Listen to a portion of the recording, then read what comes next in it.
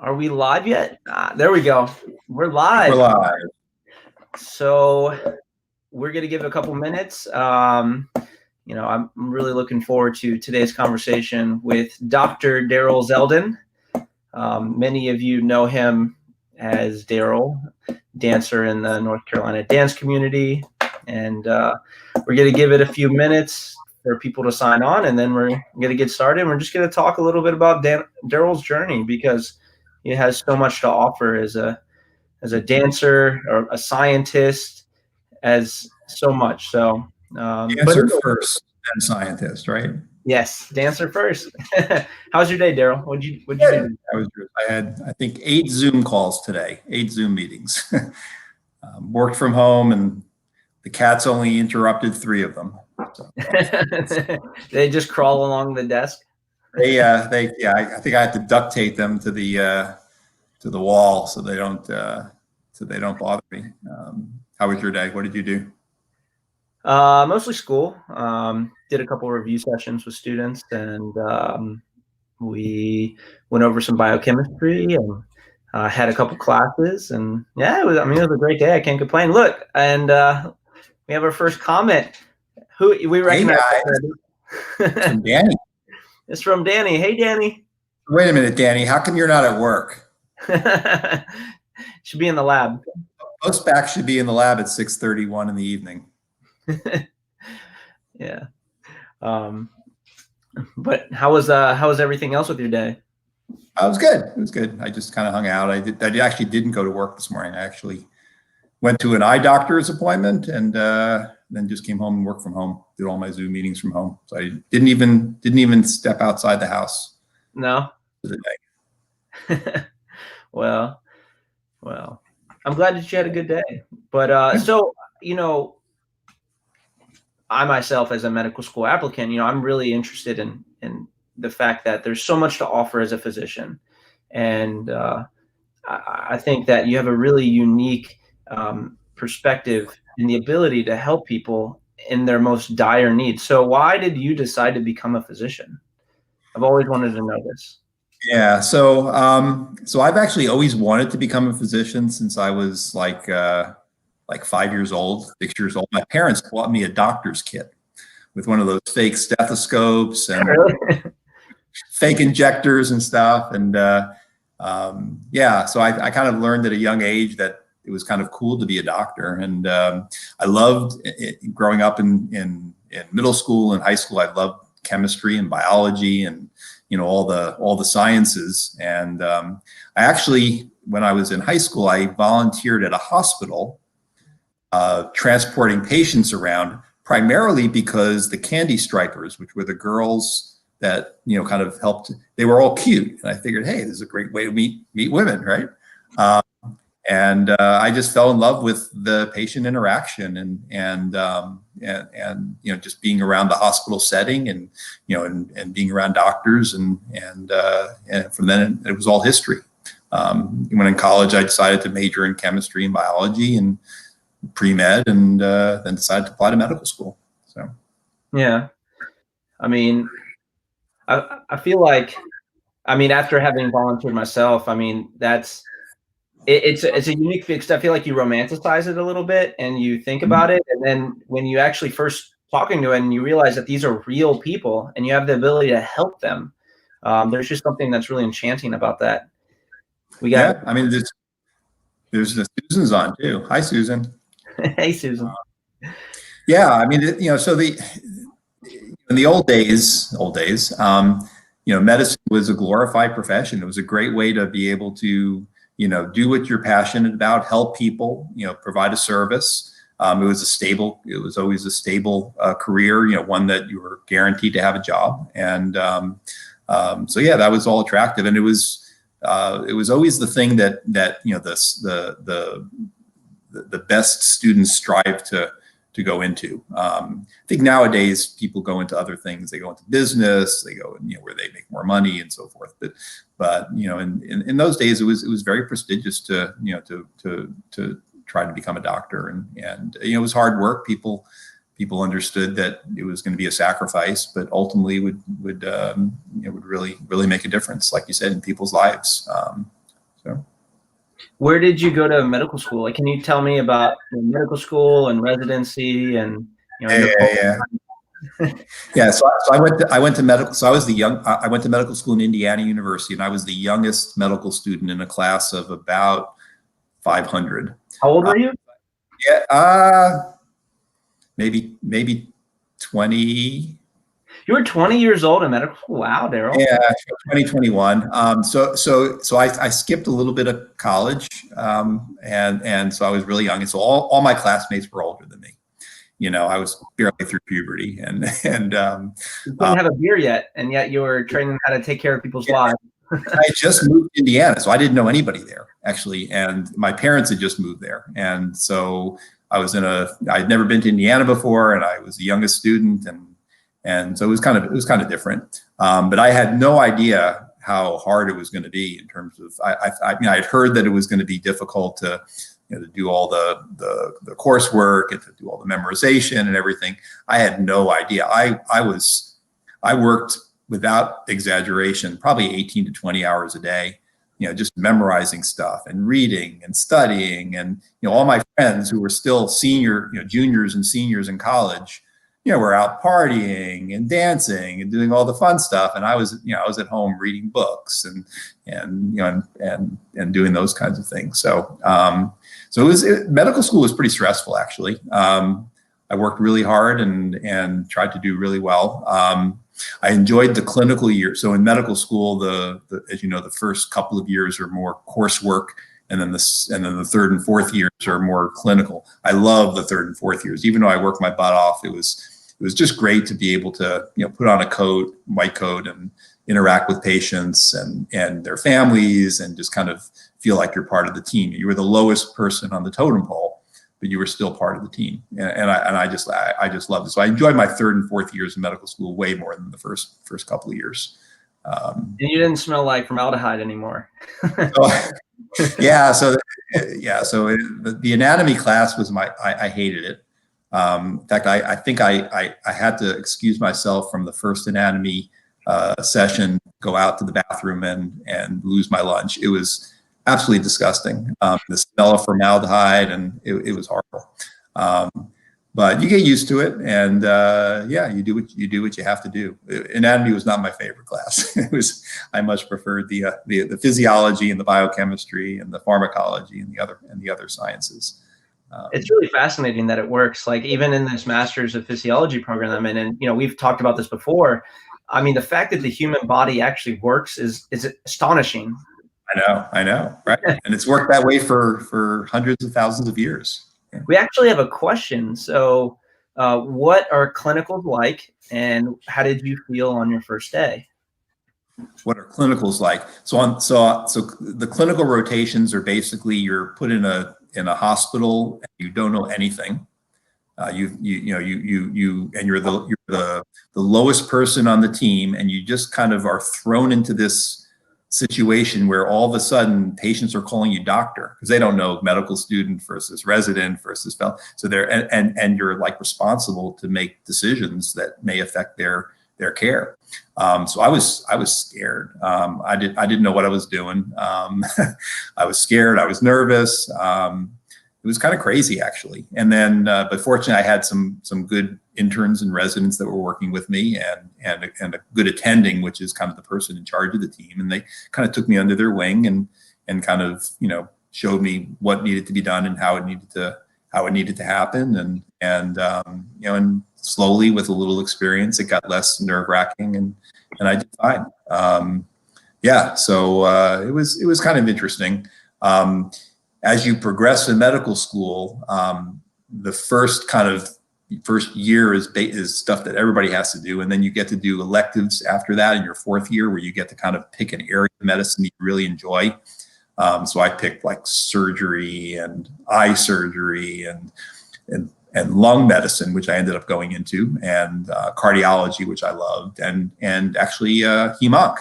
That was my first experience in dealing with cancer patients. What clinical rotation was your favorite, and what was your least favorite? So my favorite rotation was probably surgery, just because I just love to kind of scrub up and get in there and and kind of help the surgeons do stuff. My least favorite actually was pediatrics. Really?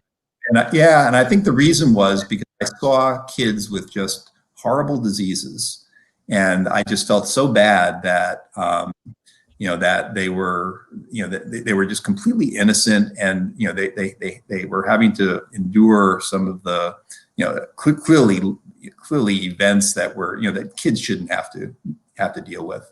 And in some cases, they managed to just kind of have a normal life, and despite that, and it was just amazing. But I seeing sick kids, it was just depressing to me. I came home every day and was just super depressed. Yeah.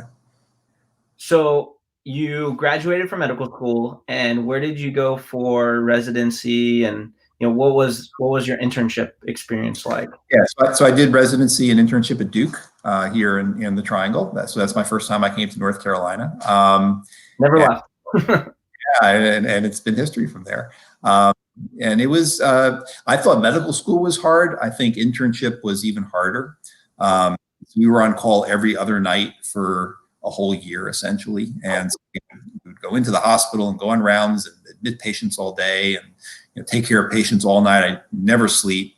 And then go to the library and somehow manage to read enough about the patients you admitted so that you didn't look stupid on rounds the next morning when the attending physician was asking you questions. And then you'd round, and then you'd write your notes, and then you'd get home at 5 o'clock the next day. So you'd been up for 36 hours, eat dinner, and then you go to bed, and you do it all again, the same the next day. And so it was, and I did this for a year. So it was challenging, but it was great because when you're an intern and a resident, you're actually the doctor and kind of in charge. The patients look to you as their doctors, and so it's a wonderful experience to be able to, take people who are at death's doorstep and turn them around and talk to the families and interact with the families about, tell the families about the prognosis and help them get cured of their diseases. So it was very gratifying, but stressful and tiring and emotionally draining, because not everybody makes it, and sometimes you have to give bad news. And but it was great. I had a wonderful time during internship. Right, even though I was working my butt off, I absolutely loved clinical medicine. So is there like a memory from that time while you were a resident that like really stands out? Maybe so that way we can kind of explain to some of the people who aren't in the medical field, the type of interactions, the type of care, the type of personal relationship that you have with your patient. Do you? Yeah, I mean, there's not any one. I think my rotations in the intensive care units were the most satisfying, because you would take patients that were just super sick, and you knew that if left alone, they were going to like die in hours, and you would take care of them, and you'd really get to know the families over a period of a few days, and they would walk out of the intensive care unit, Wow. which is amazing. And the families would come back to you 2 weeks later or 3 weeks later, and when they were leaving the hospital, and thank you for everything that you did. And so yeah, I don't think there was any one particular patient that comes to mind, but I loved ICU medicine because it was one of these things where you're involved in a critical point in somebody's life, and if you do the right things in the right way, in the right order, you can really you make a difference to them and their families, and you get to know they're because they're really sick, and all the families around. Yeah. So now you've transitioned to more research. So, why did you make the transition from being like a clinician and want to go to more research? Can you talk a little bit? So when I was in medical school, I worked summers in research labs, kind of like what many students do now at where I work at the National Institutes of Health. And I enjoyed research, but I really didn't get a chance to do a lot of it because it was just 2 or 3 months over the summer.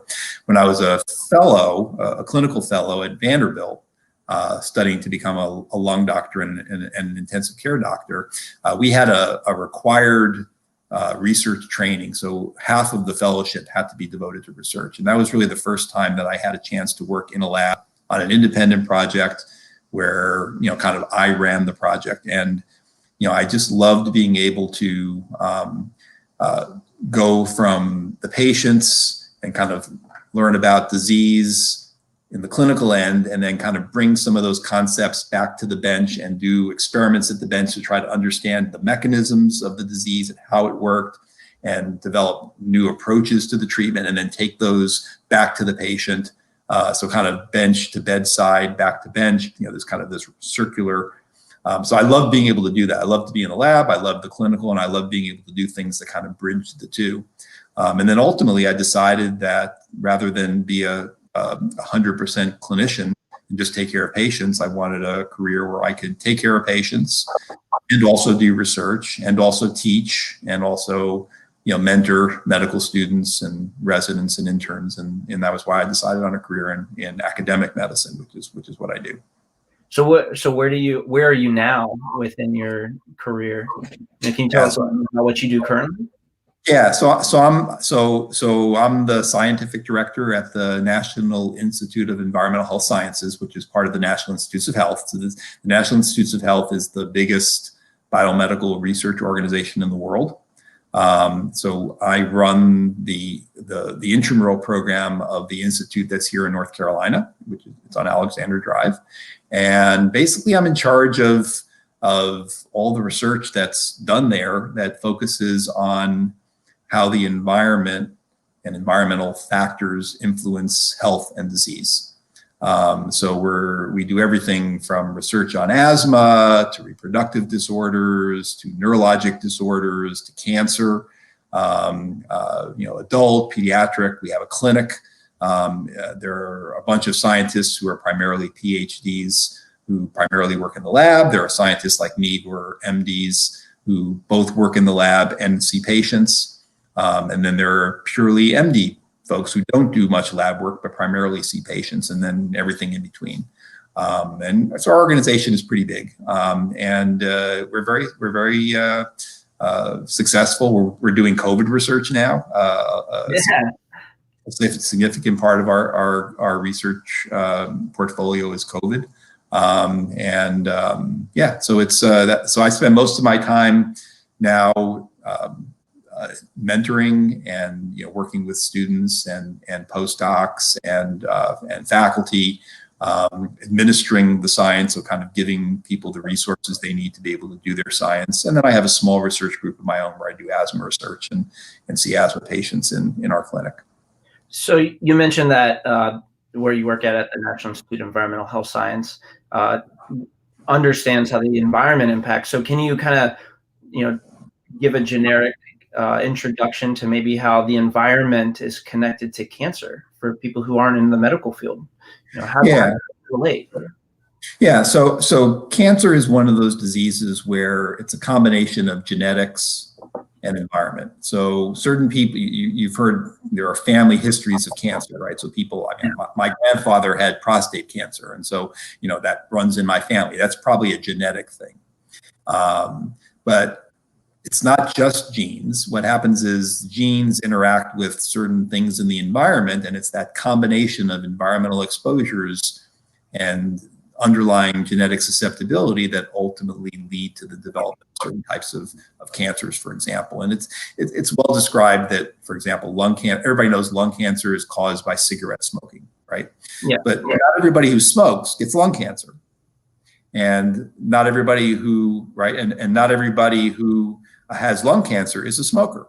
And so clearly it's not just the environmental exposure causes the disease, has to be some genetic component. And so we think that there are certain genes that predispose people to getting cancer when exposed to certain things in the environment, whether it's carcinogens or things in air pollution or otherwise. And trying to, so a lot of the research at my institute is trying to understand those interactions, trying to understand the environmental factors that people are exposed to that can cause the cancer and other diseases, the genetics that underlie those interactions, and then ultimately the goal is to try to prevent these diseases from occurring. And if you know what exposures lead to the diseases, if you could reduce those exposures, or if you could manipulate the genes in some way, or give treatments that alter the genetic susceptibility, then maybe you can prevent the disease from occurring in the first place. So, I mean, that's really fascinating. And we're going to actually have a panel, a presentation during our virtual event that's going to look at, kind of understanding what cancer is for non-scientists. So, but before we get into talking about that, you and I met on the dance floor. We did. I remember I had just gone through treatment, and you sat down and said, can you tell me about the scars on your neck? And you obviously knew at the time, because, I didn't know you were a physician, had gone through some sort of illness and probably a head and neck cancer, and, asked me about it. Then we became friends and kind of helped mentor me to understand how caring for patients in medicine is very similar to serving in uniform. At the end of the day, you're serving others. Right. So, can you, tell me about, how dance, what does it mean to you? How did you get started? Tell me, I'd love to learn about that journey. So my dance journey. Yeah. So I started dancing, I don't know, I guess about a dozen years ago. I started in ballroom and with a partner, and we did showcases and shows and things like that, and I liked it, but I wasn't super passionate about it. And it wasn't until I joined the Latin dance community that I really became just so into dance, because it's just a different crowd. It's diverse, it's friendly, it's welcoming to newcomers. And, for sure. It's a wonderful dance community, and so I think I've been doing Latin for about eight years, and I think we've known each other for it's going on 5 or 6 years now. Yeah, and you're absolutely right about that. I still remember like it was yesterday, the first meeting where I was kind of seeing this guy on the dance floor with a gigantic scar on his neck. It's like, what's that guy doing? Should he be dancing with that like fresh scar on his neck? And it's healed up pretty well, though, hasn't it? It has. I mean, you can still see it, but I just look at it now as a battle wound. Badge of honor. Badge of honor. There you go. Yeah, and then I think I've told at the maybe 2 years ago gala. I think I told the story about how you came up with the idea or the concept behind BailaCura, and we were out at brunch at I think La Farm or one of those brunch restaurants. And you kind of ran the idea, and it was like, wow, what a great way to combine two things that that I'm passionate about, research, cancer research in particular, and dance. And so it just seemed like a no-brainer to kind of help you to meet your vision, which was to try to bring the two together and raise money for cancer research. What are your favorite dances? What's that? What are your favorite dances? Oh, salsa, bachata, kizomba, a little bit of everything. I do it all. I don't discriminate. Yeah, every time I see you, I mean, it's awesome because you last longer on the dance floor than people that are half your age. I will say you're a machine. Yeah, going. But I so miss it, honestly. I mean, I've been dancing with a couple of people, one-on-one, and but it's not the same as having a social where you can go into three and dance salsa in one room and bachata next door and then kizomba and then go back to the salsa. It's not the same, and it's going to be a while before we can get back to that, I think, but hopefully soon. Yeah, I hope so too. I can't wait to get back. Even this year, we're not going to do our virtual. We're not going to do our normal BailaCura in person. We're going to be doing it virtually. Why? So can you tell me a little bit about why we decided to do that as a board? Yeah, so I think we agonized over what to do. I mean, obviously we didn't want to. We really agonized for a long time. I think we all wanted to do a real event, but I think we realized that because of COVID and the risks that would cause on the community, including people with cancer. I mean, it would just be too dangerous. And we decided that we would kind of turn that negative into a positive and try to do a virtual event. I think it was the right decision. It certainly has not been easy, as you know. Doing a virtual event is challenging. Not been easy. But I think the one good thing that's come out of it is it's forced us to focus more on our mission. And we've created this more learning track. So the events in the past years have all been focused around the workshops and the socials, and we've tried to bring stories into but we didn't really have an educational track where we can teach people what cancer was and what they could do to prevent cancer, and where we could talk about what groups of people are more likely to get cancer and do more poorly with cancer, the disparities that occur in cancer, and the kinds of things that people with cancer face. And so I think that this year we're able to kind of expand the program and add those components, which I think is going to, it's not going to be as exciting maybe as watching dancers give a salsa workshop, but I think people are going to enjoy it, and hopefully these panel discussions and presentations will be well attended. And we're still having dance classes too, so.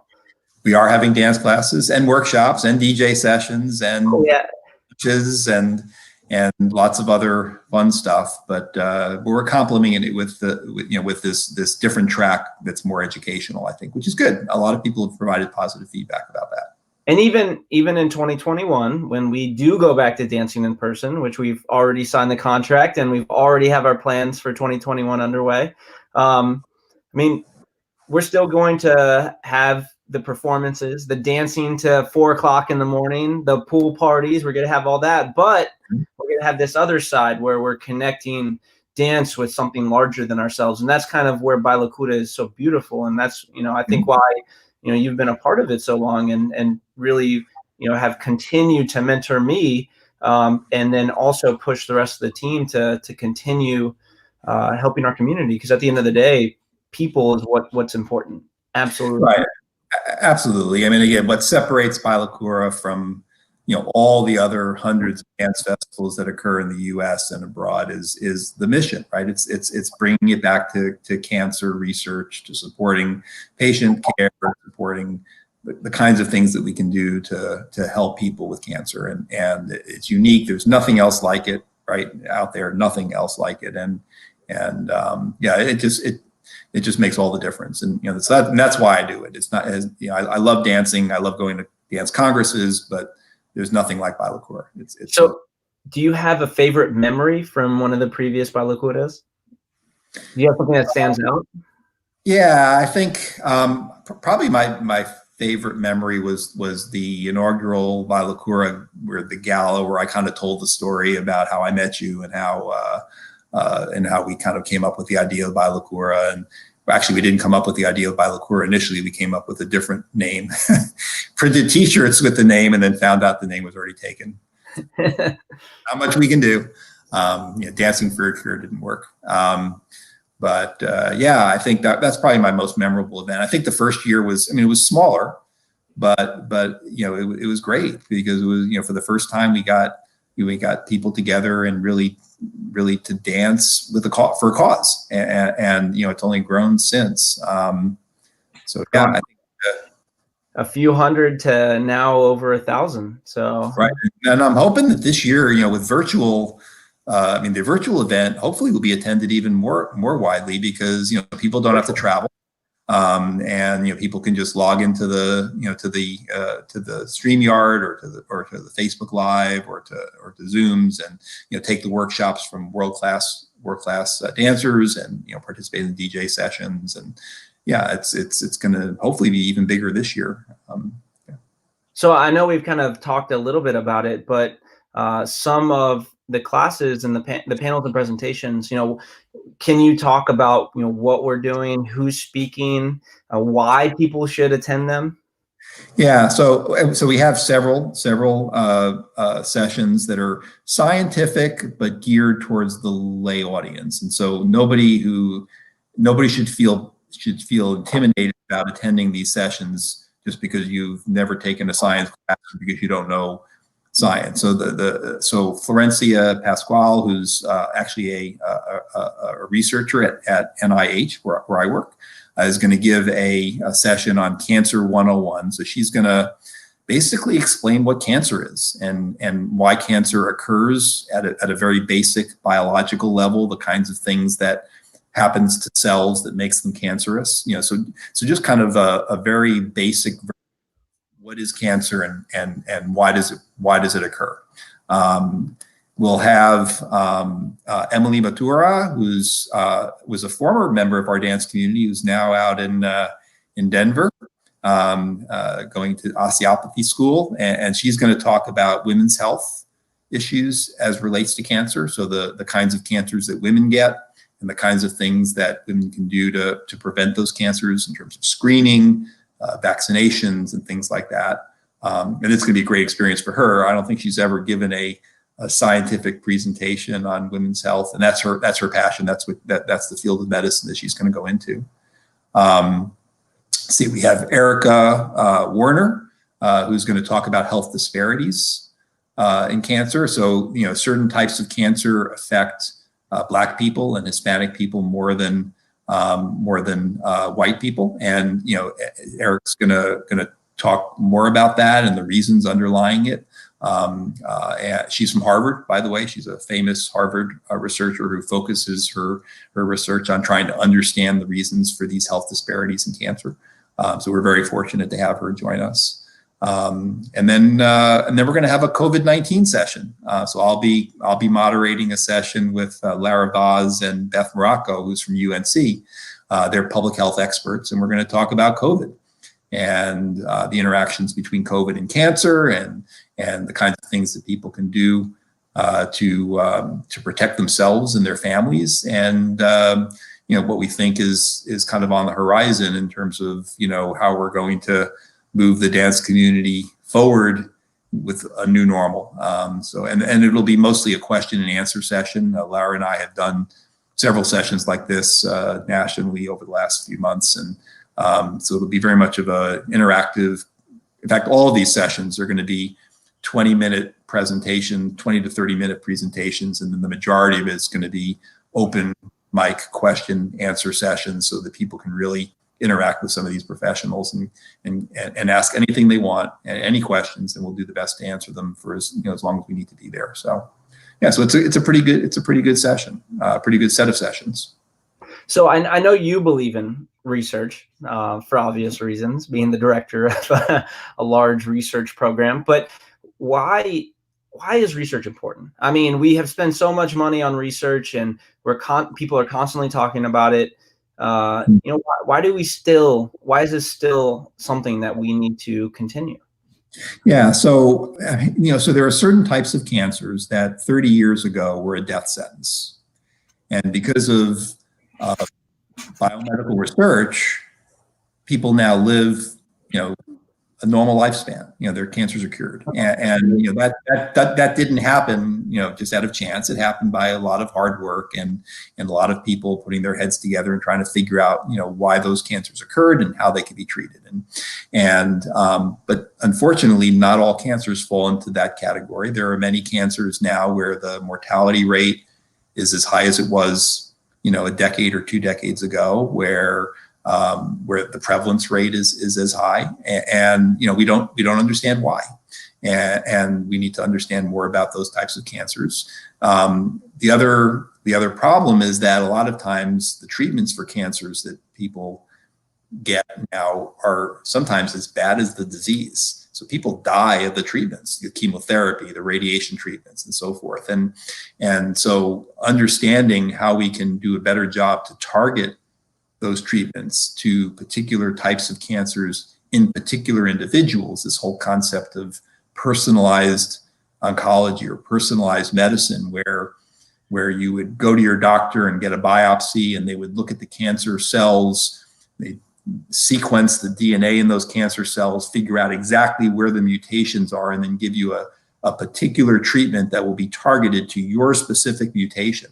I mean, we're very close to being there for several types of cancers, and we would love to be able to move the cancer field in that direction. But again, it all takes money, and you have, NIH is a wonderful organization. It's a multi-billion-dollar budget.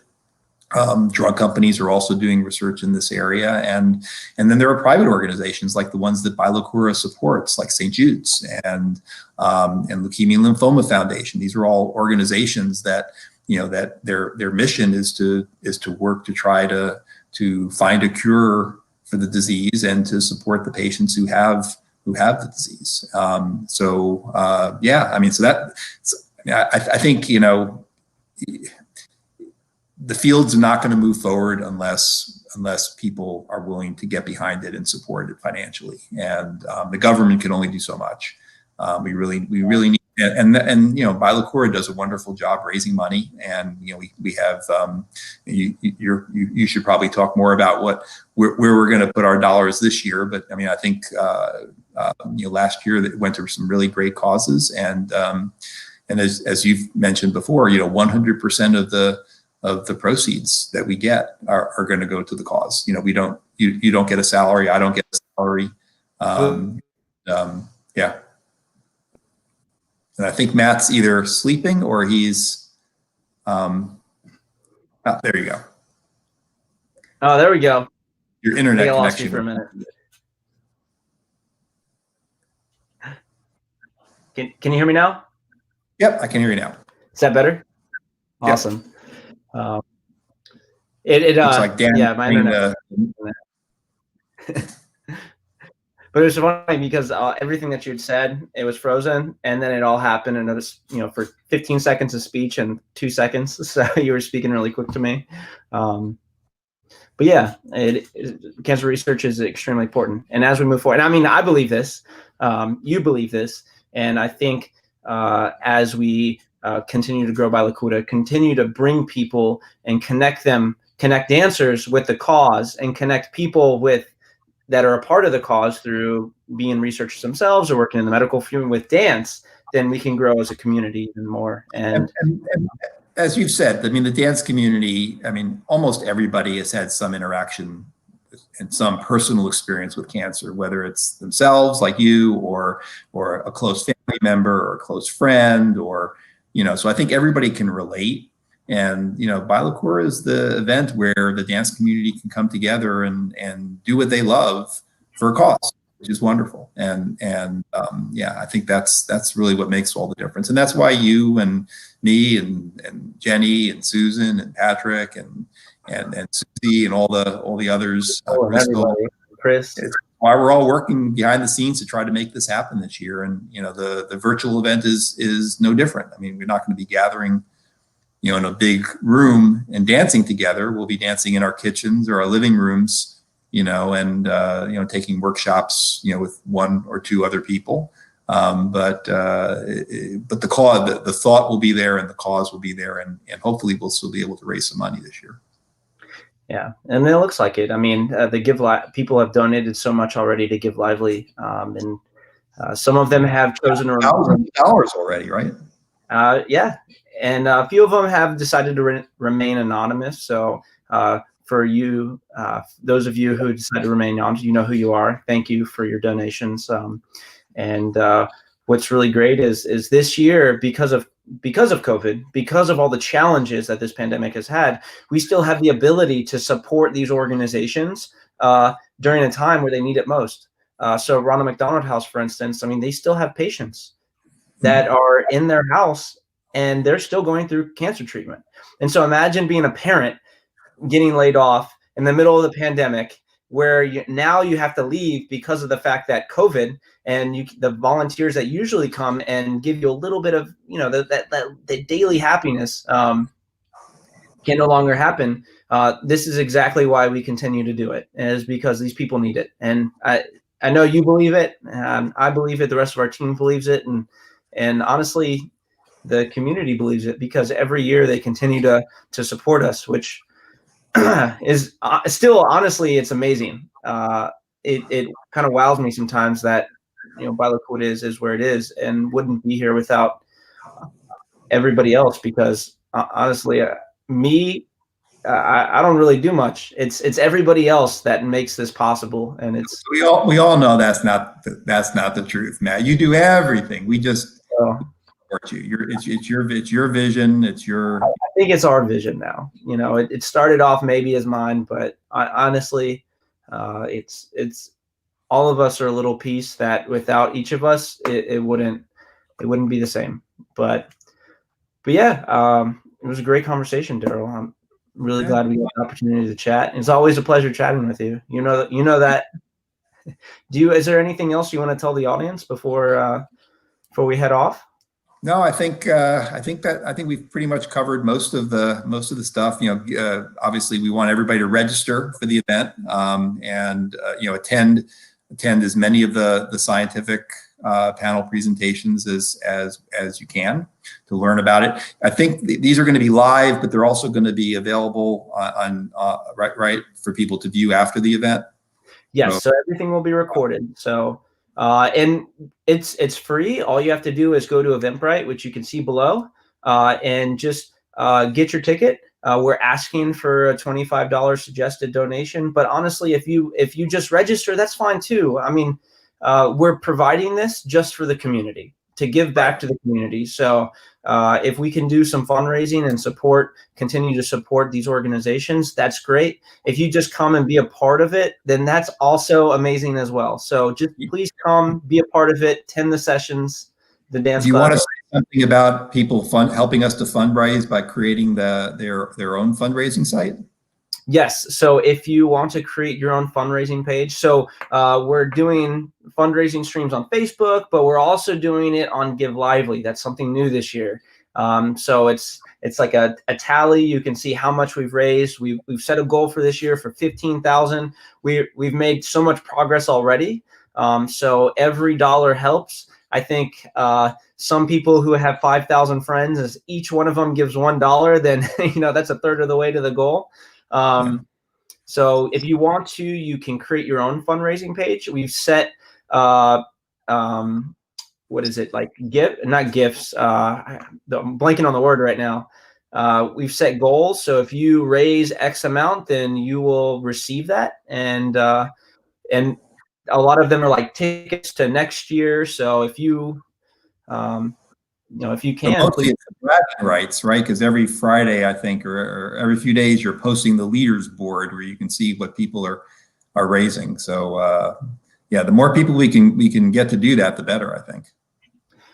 And thank you, Michael. It's Michael, back in the day when we first started, he kind of coached me and taught me a little bit about SEO and talked about website. He had his team create a website for us completely free of charge. Imagination. And honestly, Michael, he's also a dancer in the community, and that's what's really unique about our organization is we're all doing this just out of the kindness of our heart, doing something bigger for ourselves. So thank you, Michael, for that. But all right, guys. Well, thank you, Darryl, for your time, and we'll catch you on September 26th.